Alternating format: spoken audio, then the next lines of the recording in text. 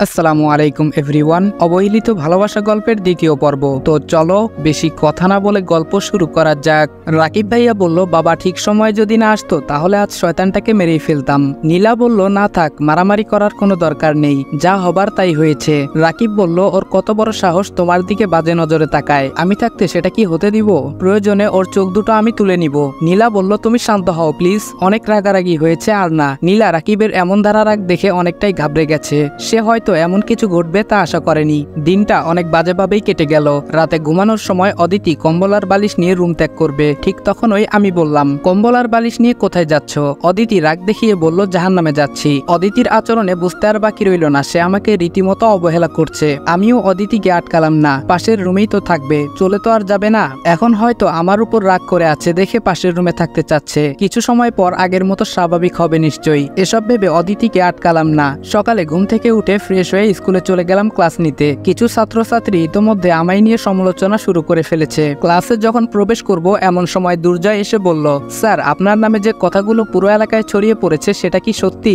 আমি বললাম, কোন কথা পুরো এলাকা জুড়ে ছড়িয়ে পড়েছে? দুর্জয় বলল, ওই তো আপনি আর আপনার ভাবি। দুর্জয় এই কথা উচ্চারণ করার আগেই তার কথা থামিয়ে দিলাম। চুপ করো বেয়াদব ছেলে, আরেকটি কথাও বলবে না, ক্লাসে যাও বলছি। দুর্জয় বলল, স্যার আপনি হয়তো আমাকে ধমক দিয়ে সত্যিটা ধামাচাপা দিতে পারবেন, কিন্তু এলাকায় আরো অনেক লোক আছে, তারা কিন্তু আপনাকে ছেড়ে কথা বলবে না। দুর্জয় এই বলে ক্লাসে চলে গেল। এইদিকে দুর্জয়ের কথা শুনে কেমন জানি গলা শুকিয়ে গেল। যদি পুরো এলাকায় জানাজানি হয়ে যায় তাহলে তো সমাজের কেউ আমাকে আগের মতো সম্মান করবে না, উল্টো সমালোচনার দোকান খুলবে। এসব ভেবে কোনো রকম ক্লাসটা করিয়ে দ্রুত স্কুল থেকে কদিনের জন্য ছুটি আবেদন লিখে চলে আসলাম। এখন রাস্তায় বের হলেই বন্ধুদের নজরে পড়া মাত্র তারা আমাকে নিয়ে হাসি তামাশা শুরু করে দেয়। তাদের নানান রকমের কথার জন্য আমাকে বেশ অপমানিত হতে হয়। এর জন্য তাদের সঙ্গে আড্ডা দেওয়া বাদ করে ফেলেছি।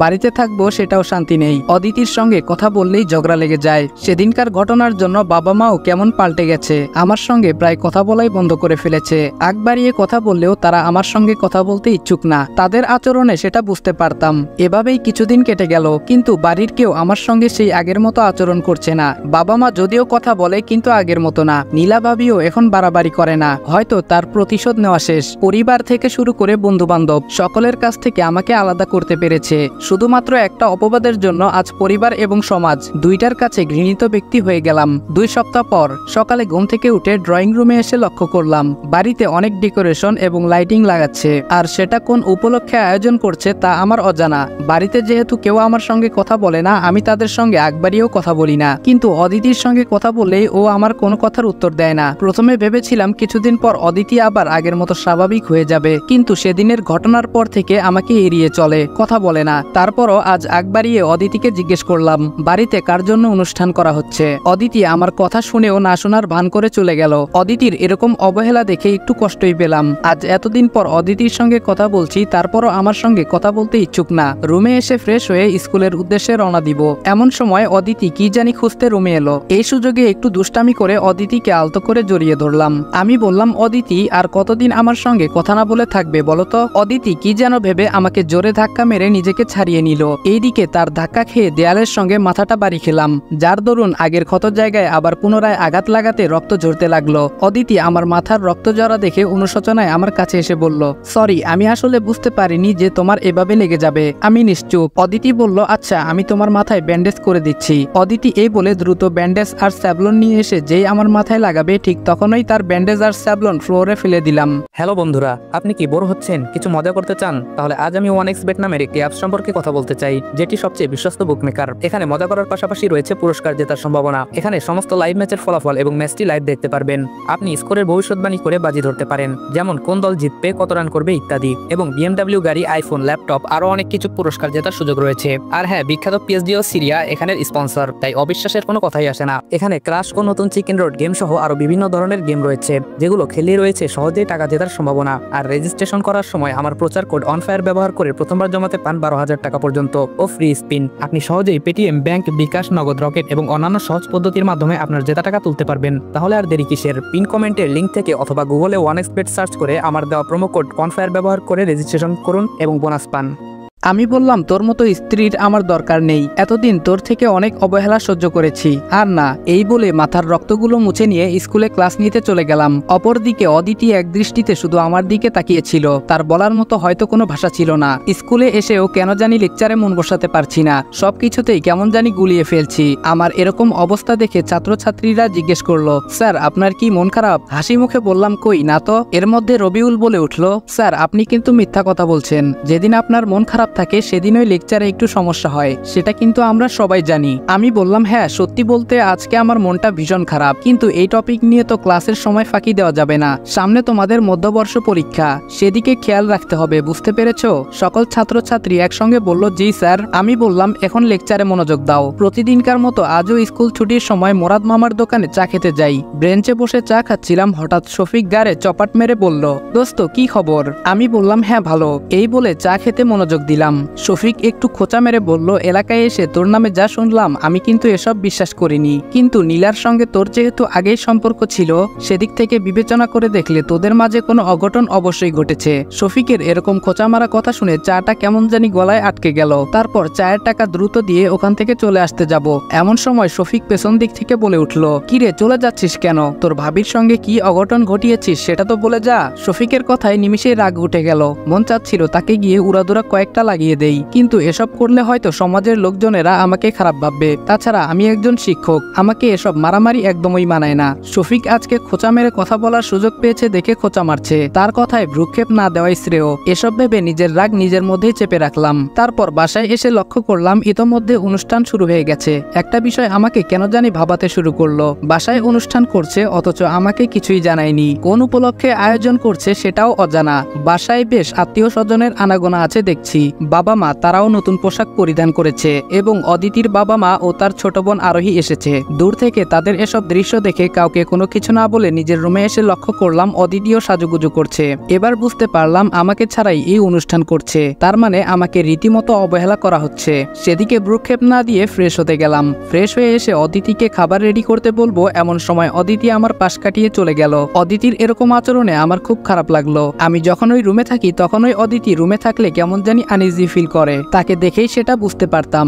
এখন আমার গুরুত্ব তার কাছে নাই বললেই চলে। নীলা ভাবি আমার জীবনটাকে যে সত্যি নরক বানিয়ে দিবে তা কখনো ভাবিনি। ক্ষুধার্ত অবস্থায় এসব ভাবছি, হঠাৎ অদিতির ছোট বোন আরোহী এসে আনন্দের সহিত বলে উঠল, ভাইয়া কেমন আছেন? কতদিন পর আপনাকে দেখলাম। আমি হেসে বললাম, আরোহী যে কেমন আছো তুমি? আরোহী বলল, হ্যাঁ ভালো, তবে আপনি কিন্তু আগের তুলনায় একটু বদলে গেছেন। আমি বললাম, আমি আগের মতোই আছি, একটুও বদলাইনি। আরোহী বলল, বললেই হলো, আগে তো আপুকে নিয়ে প্রায় আমাদের বাসায় ঘুরতে যেতেন, কিন্তু এখন যান না কেন? আরোহী কিছু বুঝতে পারলো নাকি? না, এ বিষয়ে তাকে কিছু বুঝতে দেওয়া যাবে না, এড়িয়ে যেতে হবে। আমি বললাম, আরোহী তোমার ইন্টারমিডিয়েট পরীক্ষার প্রস্তুতি কেমন চলছে? আরোহী বলল, হ্যাঁ সব ভালোই চলছে। আমি হেসে বললাম, দেখো আবার যেন কোনো সালমান খানের প্রেমে টেমে পড়ো না, তখন কিন্তু পরীক্ষায় বড় মাপের মিষ্টি পাবে। আরোহী বলল, ভাইয়া এসব কথা বললে কিন্তু আপনার সঙ্গে কথাই বলবো না। আরোহী লজ্জা পেয়ে চলে যেতে ধরবে, এমন সময় আরোহীর হাত ধরে বললাম, আরে লজ্জা পেয়ে চলে যাচ্ছ কেন? আমি তো তোমার সঙ্গে একটু ফান করলাম, বসো। হঠাৎ করে অদিতি রুমে এসে আরোহীকে হাত ধরা অবস্থায় দেখে রাগান্বিত সুরে বলে উঠল, বাহ, শেষে কিনা আমার বোনের সঙ্গে অসভ্যতামি করা শুরু করে ফেলেছো। হঠাৎ অদিতির এরকম কথা শুনে আকাশ যেন আমার মাথায় ভেঙে পড়ল। অদিতি আমাকে আবার ভুল ভাবছে। এর মধ্যে আরোহী তার আপুকে বলল, আপু তুমি এসব কাকে কি বলছো? কিছুই তো বুঝতে পারছি না। অদিতি বলল, তোর বোঝা লাগবে না, মা তোকে খুঁজছে, তুই নিচে যা। আরোহী বলল, আপু তুমি আমার সঙ্গে রেগে কথা বলছো কেন? আমি তো মাকে বলেই ভাইয়ার সঙ্গে দেখা করতে আসলাম। অদিতি রেগে বলল, তোকে যেতে বলেছি, তুই যা। আরোহী তার আপুর রাগ দেখে কোনো কিছু না বলে রুম ত্যাগ করলো। আরোহী চলে যাবার পর আমি বললাম, এটা কি হলো? অদিতি বলল, কই কি হলো? আমি বললাম, তুমি আরোহীর সঙ্গে বাজে বিহেভ করলে কেন? অদিতি বলল, আমার বোনের জন্য দরদ যেন ভালোই উথলাই পড়ছে। আমি বললাম, দরদ মানে? তুমি আমাকে কি বোঝাতে চাচ্ছ? অদিতি বলল, আরোহীর হাত তখন ধরে রেখেছিলে কেন? নিশ্চয়ই মনে কোনো বাজে মতলব ছিল। তোমার তো আবার চরিত্রের ঠিক নেই। যার নিজের ভাবির সঙ্গে নোংরামি করতে আত্মসম্মানে বাজে না, সেখানে আরোহী তো শালিকা মাত্র। আল্লাহ সহায় ছিল বলে আরোহীর কোনো অঘটন ঘটে যাওয়ার আগেই এসেছিলাম, নয়তো আজকে আরেকটা দুর্ঘটনার সম্মুখীন হতে হতো। আমি চিৎকার দিয়ে বললাম, অদিতি বেশি হয়ে যাচ্ছে কিন্তু, তুমি বারবার আমার চরিত্র নিয়ে কথা বলতে পারো না। আরোহীর দিকে কোনো প্রকার বাজে নজরে আমি তাকাইনি। অদিতি বলল, চোর কখনো চুরি করে বাগানের মালিককে বলবে না যে আমি চুরি করেছি, সে তার কুকর্মের কথা প্রকাশ না করে গোপনই রাখবে। আমি রেগে বললাম, অদিতি এবার থামো প্লিজ। অদিতি বলল, সত্যি কথা বলছি তো, এর জন্য গায়ে কথাগুলো কাটার মতো বিনছে। তাই তো অদিতির সঙ্গে এক কথায় দুই কথায় ঝগড়া লেগে যায়, যার ফলে রাগান্বিত হয়ে ঠাস করে তার গালে সজোরে থাপ্পড় মেরে দিলাম। অদিতি থাপ্পড় খেয়ে ছলছল চোখে তাকিয়ে বলল, এই থাপ্পড়টাই বাকি ছিল। এতদিন ভেবেছিলাম তোমার শুধু চরিত্রটাই বিগড়ে গেছে, এখন তো দেখছি চরিত্রের সঙ্গে আরো অনেক কিছু পরিবর্তন হয়েছে। আমি এরকম চরিত্রহীন স্বামীর সঙ্গে একই ছাদের নিচে থাকবো না। অদিতিকে রাগের ঘুরে থাপ্পড় মেরে এখন নিজের কাছেই খারাপ লাগা কাজ করছে। আমি বললাম, দেখো অদিতি, তোমাকে আমি এমনি থাপ্পড়টা মারিনি, আরোহী আমার ছোট বোনের মতো, তার সঙ্গেই তুমি আমাকে কিসব আবল তাবল বকছো। এই অপবাদটা আমার কাছে সহ্য করার মতো ছিল না। অদিতি তার চোখের পানি মুছে বলে উঠল, অনেক হয়েছে, আর না, এবার একটা বিচ্ছেদ দরকার। এই সম্পর্ক আর আমার পক্ষে টিকিয়ে রাখা সম্ভব না। অদিতির বিচ্ছেদ হবার কথা শুনে বুকে কেন জানি দুমড়ে মুচড়ে উঠল। নিজেকে সংযত রেখে বললাম, এই তুমি পাগল হয়ে গেছো? সম্পর্ক টিকিয়ে রাখা সম্ভব না মানে কিসব আবল তাবল বকছো? অদিতি কোনো কিছু না বলেই তার সব কাপড় চোপড় সুটকেস ভর্তি করে চলে যেতে লাগলো। তাকে বাধা দেওয়ার পরও আমার কোনো কথাই শুনলো না। ড্রয়িং রুমে এসে তার বাবা মা ও তার বোন আরোহীকে নিয়ে তাদের বাসায় চলে গেল। বাড়ি ভর্তি মেহমানের সামনে এত অনুরোধ করার পরও অদিতি আমাকে ছেড়ে চলে গেল। মেহমানরা শুধু নীরব দর্শকের মতো আমাদের কাণ্ড দেখে যাচ্ছিল। অনেকটাই অপমানিত প্লাস কষ্ট পেয়েছিলাম। অদিতি মেহমানদের সামনে আমাকে ছোট করে তার সিদ্ধান্ত মতোই চলে গেল। দূর থেকে নীলা ভাবি আমাদের এসব দৃশ্য দেখে প্রাপ্তির হাসি হাসলো। নীলা ভাবির দিকে করুণ দৃষ্টিতে এক পলক তাকিয়ে সোফায় বসে পড়লাম। নীলা ভাবি সবার সামনে এসে বলতে লাগলো, চরিত্র খারাপ হলে নিজের বউ তাকে ফেলে চলে যায়, আর থাকবেই বা কেন? এরকম অমানুষদের ছুঁড়ে ফেলে যাওয়াই শ্রেয়। যে নিজের ভাবির সম্মানে আঘাত করে তার এমন হওয়া উচিত। আজ নীলাকে ভাবি বলে সম্বোধন করতে নিজের কাছেই কেমন জানি লাগছে। অতীতে যা হয়েছে সব ভুলে গিয়েই তাকে মন থেকে সম্মান শ্রদ্ধা দিয়ে ভাবি বলে সম্বোধন করেছিলাম, কিন্তু সে তার প্রতিশোধ নিতে আমার জীবনটাকে আজ সত্যি নরক বানিয়ে দিল। আর এখন সকলের সামনে আমাকে ছোট করার জন্য আরো খোঁচা মেরে কথা বলছে। এবার তার কথাতে নিশ্চুপ থাকা যাবে না, উত্তর দেওয়া উচিত। তাই সবার সামনে নীলা ভাবির উদ্দেশ্য করে বললাম, আজ এত কিছুর পরও আপনাকে ভাবি বলে সম্বোধন করতে আমার কেন জানি আত্মসম্মানে বাধা দিচ্ছে। নীলা নিশ্চুপ। আমি বললাম, আপনার জন্যই আমাদের স্বামী স্ত্রীর সম্পর্কের মাঝে ফাটলটা ধরেছে।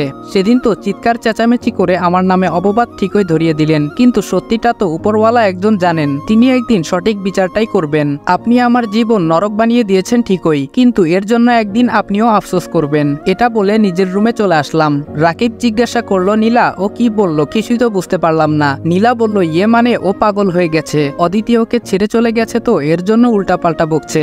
রাকিব বলল, আচ্ছা চলো এবার তাহলে আমাদের প্রথম বিবাহ বার্ষিকের কেকটা কাটি। নীলা বলল, হ্যাঁ তাই চলো। অন্যদিকে অদিতির মা বলল, অদিতি মা, তুই কি কাজটা ঠিক করলি? জামাইকে বাড়ি ভর্তি মেহমানের সামনে অপমানিত করে ছেড়ে চলে আসলি, আবার তো তার কাছেই তোকে যেতে হবে। অদিতি কান্না করে বলল, মা আমি ওই চরিত্রহীন লম্পটটার কাছে আর যাবই না। অদিতির মা বলল, যা কিছু হয়েছে সেটা একটা দুর্ঘটনা মনে করে ভুলে যা এবং জামাইকে নিয়ে আবার সংসারটা গুছিয়ে নে। অদিতি বলল, না মা, ওর সঙ্গে সংসার করার কোনো ইচ্ছাই আমার নেই। আমি ওকে মন থেকেই অনেক ঘৃণা করি, তাহলে সংসার করব কিভাবে? মা তুমি হয়তো জানো না, ওর চরিত্র নিয়ে রোজ কারো না কারো কাছে আমার কথা শুনতে হয়। আমি শুধু তাদের কথাগুলো নীরবে হজম করে যাই। তাদের কথার প্রতি উত্তরে বলার মতো ভাষা আমার থাকে না। তাহলে সেই মানুষটার সঙ্গে কেমনে একই ছাদের নিচে থাকতাম তুমি বলো? অদিতির কথায় তার মা নিশ্চুপ হয়ে গেলেন। এখন তার মেয়েকে বোঝানোর মতো ভাষা তার জানা নেই। এর মধ্যে অদিতির বাবা আকবর হোসেন এসে লক্ষ্য করলো তার মেয়ে কান্না করছে এবং তার স্ত্রী চুপ করে আছে। এ দেখে আকবর হোসেন তার মেয়ের উদ্দেশ্যে বলে উঠলেন, অদিতি মা, কান্না করছিস কেন? তারপর অদিতি তার বাবাকে অতীতের ঘটনাগুলো বিস্তারিত বলে ফেলল। আকবর হোসেন তার মেয়ের কাছে জামাইয়ের এসব কুকর্মের কথা শুনে ভীষণ রেগে গেলেন। তিনি বললেন, শুনো অদিতির মা, আমার মেয়ে আমার বাড়িতে থাকবে, আর ওই চরিত্রহীন জামাইকে একটু শিক্ষা দিতে হবে। তার না হয় মান সম্মান নেই, কিন্তু আমাদের ঠিকই আছে। সে অদিতিকে নিতে আসলে যে তার কাছে মেয়ে দিতে হবে এমনটা কিন্তু না। অদিতির মা বলল, তাহলে কি অদিতি ওখানে আর যাবে না? অদিতির বাবা বলল, অদিতি যদি যেতে চায় তাহলে যেতে দিব, এর আগে না। এভাবেই দুই পরিবারের কথা চলতে লাগলো। অদিতি চলে যাবার পর প্রথমে আমার খাওয়া দাওয়ার সমস্যা হতে লাগলো। বাড়িতে এমন কেউ ছিল না যে আমাকে রান্না করে খাওয়াবে। অদিতি আমাকে এড়িয়ে চললেও খাবারটা প্রায় ঠিকই রেডি করে দিত। আজ প্রায় এক সপ্তাহ কেটে গেল, অদিতির সঙ্গে আমার কোনো যোগাযোগ নেই। অনেকবার কল দিয়েছি, কিন্তু তার সিমটা প্রতিবারে বন্ধ দেখায়। হয়তো আমার কারণেই সিমটা বন্ধ করে রেখেছে। আমার এমন করুণ অবস্থা দেখে নীলা ভাবি প্রাপ্তির হাসি হেসে যায় প্রতিনিয়ত। বাবা মা তারাও কেমন জানি বড় ভাইয়ার কথা মতো চলছে। আমার দিকে তাদের কোনো ভ্রুক্ষেপ নেই।